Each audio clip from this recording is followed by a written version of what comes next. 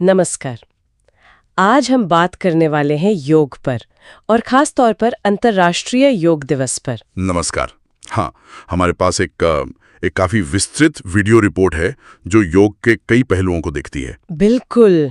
तो आज हम इसी रिपोर्ट के आधार पर योग की इस हजारों साल पुरानी यात्रा को समझने की कोशिश करेंगे। हाँ, मतलब कैसे ये भारत की परंपरा आज पूरी दुनिया में फिजिकल, मेंटल, स्पिरिचुअल वेलनेस का प्रतीक बन गई है। और योग का मतलब ही है जुड़ना, है ना?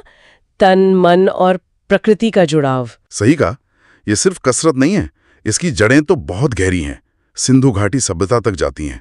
फिर वेदों, उपनिषदों में भी इसका जिक्र है। और फिर आए महर्षि पतंजलि, करीब 200 ईसा पूर्व। उन्होंने योग सूत्र लिखे। हाँ, उन्होंने से एक व्यवस्थित रूप दिया और वो मशहूर परिभाषा दी, चित्तवृत्ति निरोध। यानी मन की जो चंचलता है, जो फालतू के विचार आते रहते हैं, उन पर काबू पाना। बिल्कुल। उनका जो अष्टांग योग है, यम, नियम, आसन, प्राणायाम, प्रत्याहार, धारणा, ध्यान, समाधि, वो आज भी पूरी तरह प्रासंगिक है। एक पूरा रोड मैप है।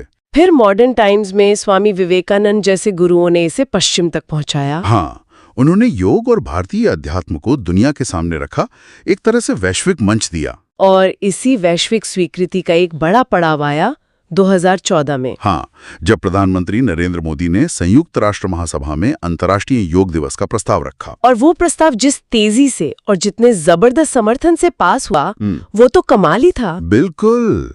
90 दिन के अंदर ही 11 दिसंबर 2014 को यूएन ने मंजूरी दे दी, और वो भी रिकॉर्ड 175 देशों के सह प्रायोजन के साथ। 175 देश, ये तो वाकई बहुत बड़ी बात थी। हाँ, ये दिखाता है कि दुनिया भर में स्वास्थ्य और शांति के लिए योग की अहमियत को पहचाना जा रहा था। और तारीख चुनी गई 21 जून। इसमें क्या खास बात है? 21 जून जो है वो उत्तरी गोलार्ध का सबसे लंबा दिन होता है, ग्रीष्म संक्रांति।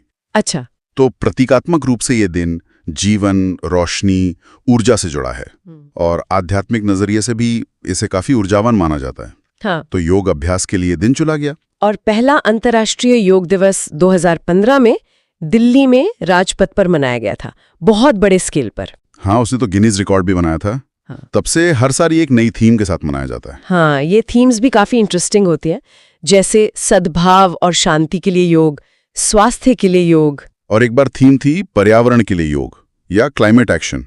ये दिखाता है कि योग का जो प्रकृति से जुड़ाव का मूल सिद्धांत है, वो आज की पर्यावरण की चिंता से भी कैसे जुड़ रहा है। सही बात है। और अब तो योग का असर सिर्फ व्यक्तिगत स्वास्थ्य तक ही नहीं रहा, इसका एक आर्थिक पहलू भी है। निश्चित रूप से। योग टूरिज्म, ऋषिकेश जैसी जगह तो योग कैपिटल बन गई है। हाँ, अब दुनिया भर से लोग आते हैं सीखने। बिल्कुल। और कॉर्पोरेट वर्ल्ड में भी वेलनेस प्रोग्राम्स में योग की डिमांड बढ़ी है।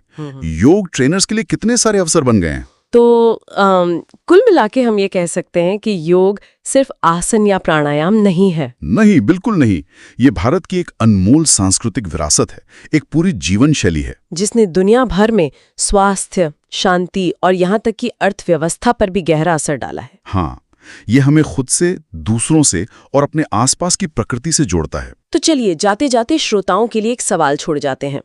पतंजलि ने कहा था, योग है चित्त वृत्ति निरोध, मन की लहरों को, विचारों के भटकाव को रोकना। आज को जो ये डिजिटल युग है, जहां हर तरफ से जानकारी की बमबारी हो रही है, हमारा ध्यान लगातार बट रहा है। ऐसे में क्या आपको नहीं लगता कि मन पर काबू पाने का ये सदियों पुराना सिद्धांत आज शायद पहले से भी कहीं ज्यादा जरूरी हो गया है, अपनी अंदरूनी शांति और संतुलन के लिए? सोचने वाली बात है। बिल्कुल।